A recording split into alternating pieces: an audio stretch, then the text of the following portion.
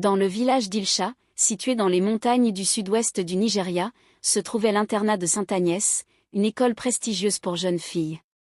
Parmi toutes ses élèves, Aderinsola surnommée Adérie se distinguait par son calme et sa beauté discrète. Cependant, ce qui attirait le plus l'attention était son étrange habitude. Adérie refusait de se rendre chez Oluwole, le coiffeur attitré de l'internat. Chaque semaine, les élèves se pressaient dans son salon pour se faire tresser les cheveux, mais Adérie demeurait dans sa chambre, prétextant qu'elle préférait se coiffer seule. Ce qui étonnait le plus ses camarades, c'était l'extraordinaire précision de ses coiffures, malgré le fait qu'elle travaillait dans le noir complet. Les rumeurs se propageaient à toute allure. Tinuadé, la meilleure amie d'Adérie, commença à être intriguée par ce mystère.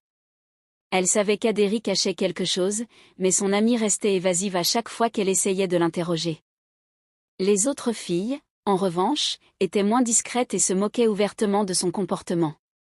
Une nuit, Tinuadé, accompagnée de 2 autres élèves, Olamide et Yetindé, décida de découvrir ce que faisait Adérie dans sa chambre. Elles s'approchèrent de la porte et écoutèrent en silence. Tout était calme, sauf le léger chuchotement d'Adérie qui semblait parler doucement à elle-même.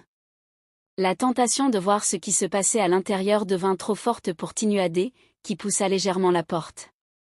À leur grande surprise, la pièce était plongée dans l'obscurité totale. Une faible lueur s'échappait d'une bougie posée sur la table de chevet. Là, dans le miroir, elle vit Adérie, mais quelque chose d'étrange se produisait. Ses mains étaient au-dessus de sa tête, mais ce n'était pas une coiffure ordinaire qu'elle était en train de faire. Tinuadé retint son souffle, figé par ce qu'elle voyait. Adérie, calmement assise sur son lit, avait retiré sa tête de son cou et la posait délicatement sur ses genoux. Ses mains se déplaçaient avec une dextérité incroyable, tressant ses cheveux comme si ce geste était tout à fait normal.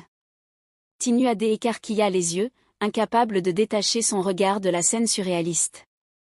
Yetindé, derrière elle, poussa un cri étouffé, et Olamide tira immédiatement ses amis en arrière, fermant doucement la porte pour ne pas être entendue.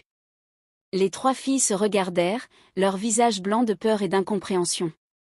Adérie pouvait-elle vraiment détacher sa tête de son corps? Cela semblait impossible. Mais ce qu'elles avaient vu défiait toute logique. Tandis qu'elles se précipitaient vers leur dortoir, leurs pensées tourbillonnaient. Yetindé, terrifiée, commença à murmurer des prières à Olodumare, le dieu suprême, convaincue qu'elles avaient assisté à une scène de sorcellerie. Olamide, toujours plus pragmatique, essayait de trouver une explication rationnelle à ce qu'elles avaient vu, mais aucune ne semblait plausible. « Nous devons en parler à quelqu'un »,